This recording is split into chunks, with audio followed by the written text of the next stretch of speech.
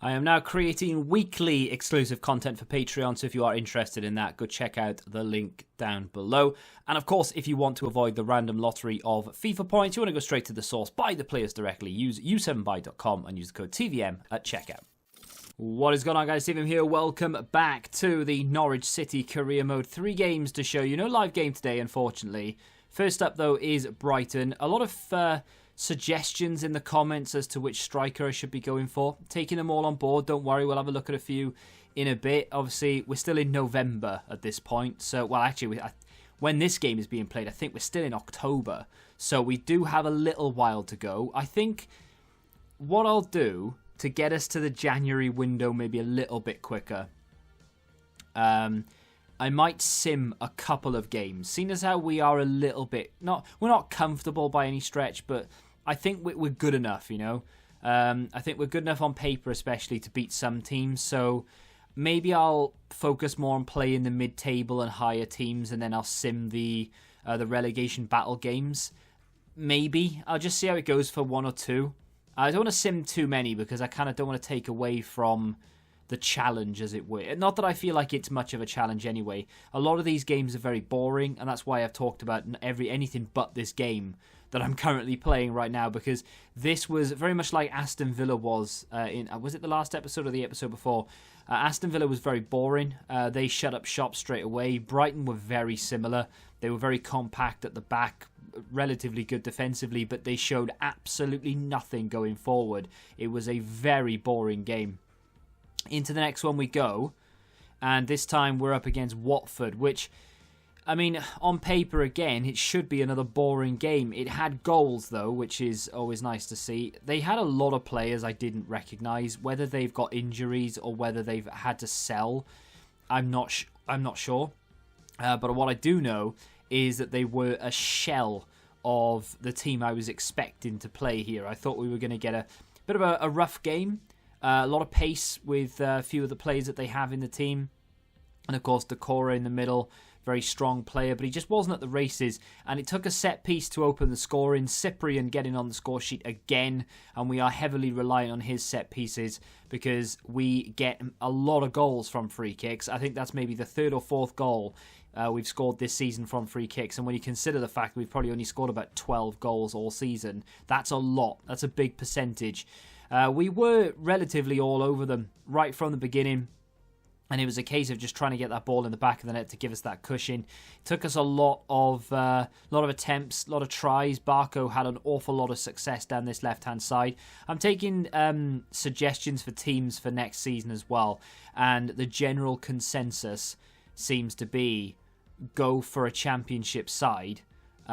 Either one that nearly got promoted like Nottingham Forest or something like that, or one that was newly relegated. So, you know, we've got plenty of time to think about it. Keep your suggestions coming in. If you've got a point to make, feel free to make it in the comments. And, you know, maybe we'll have an episode at some point where I literally just sit down and talk directly about comments. That could be something that we do maybe once every 3 episodes or something. We'll just sit and do almost like a Q&A, and we can kind of take that into FIFA 21 as well, because I'm still learning on what I can do here and trying to find out the best way to do it. These episodes are not very long, and I think in 21 they will be a lot longer, and the reason they're not that long here is because there's only so much people can stomach of FIFA 20 because it's obviously been out for so long.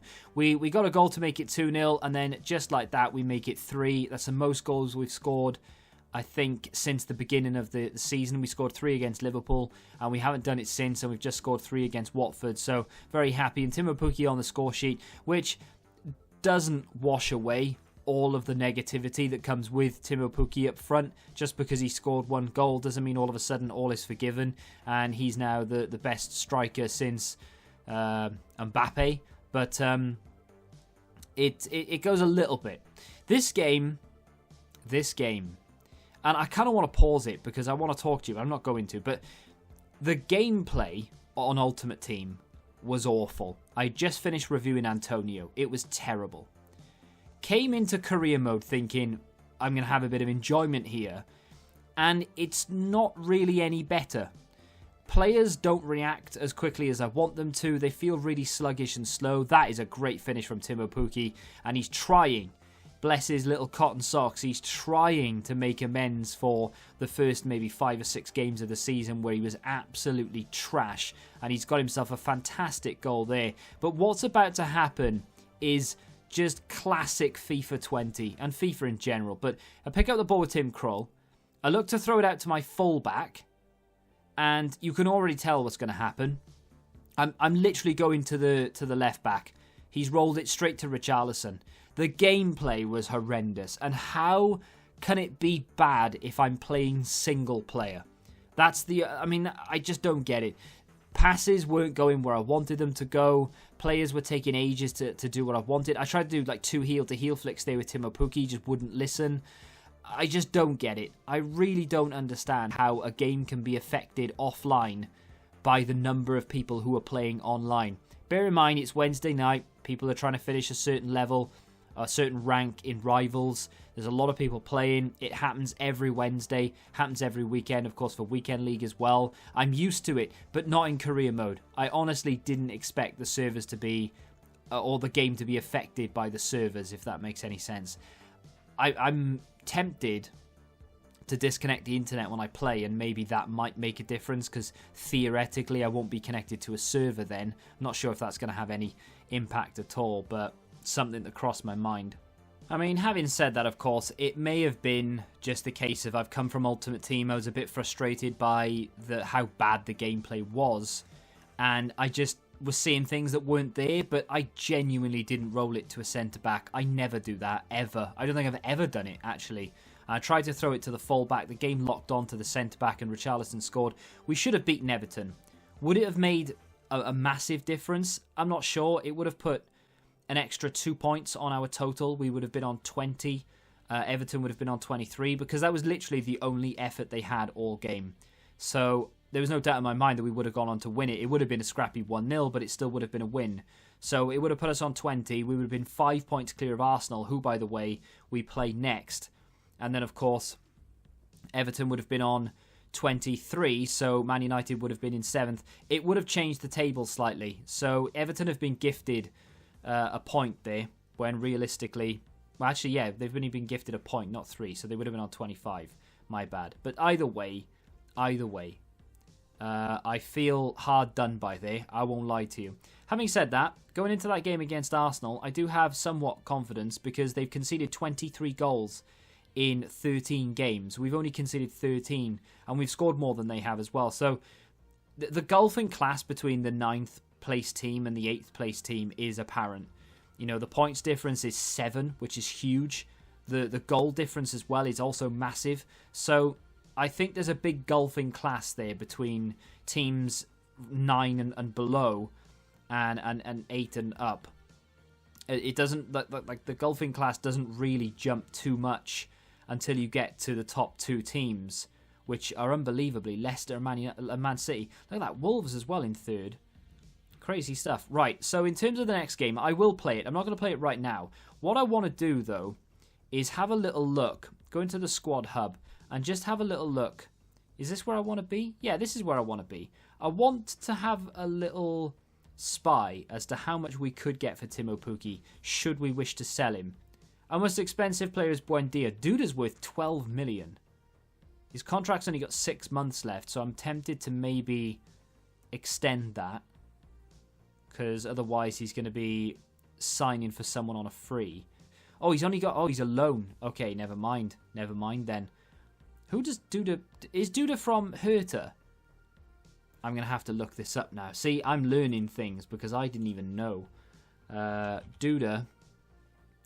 What's his name? Andre Duda plays for Hertha. I see. I knew he played for Hertha. I knew he hadn't signed permanently for Norwich. Don't worry, I know things. Buendia's influential. Can't sell him. Sangar's just signed. Simic and Barco also. Cantwell is still only 21 and a huge part of the team.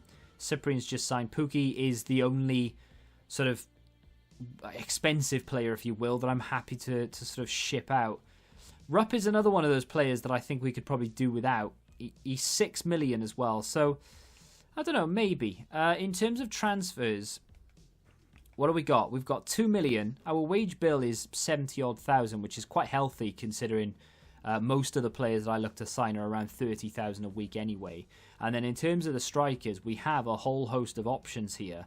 I don't think we can go for the likes of Martial or Aubameyang, but I will take your suggestions on board, so keep them coming. I think Ronaldo's probably too far away as well, but we're probably going to have around between 10 and 15 million, depending on who I decide to sell. So keep your suggestions coming. In the next episode, as we are now the 1st of December, in the next episode, we might be very close to the January window. So hopefully we can then make a move and get ourselves a new striker, because we are desperately needing one. That's the difference between us and the teams like Everton and Man United at the moment. If you have enjoyed this video, do me a favour and hit that like button, subscribe to the channel for new, and until the next time, goodbye. Football Index. The game changed.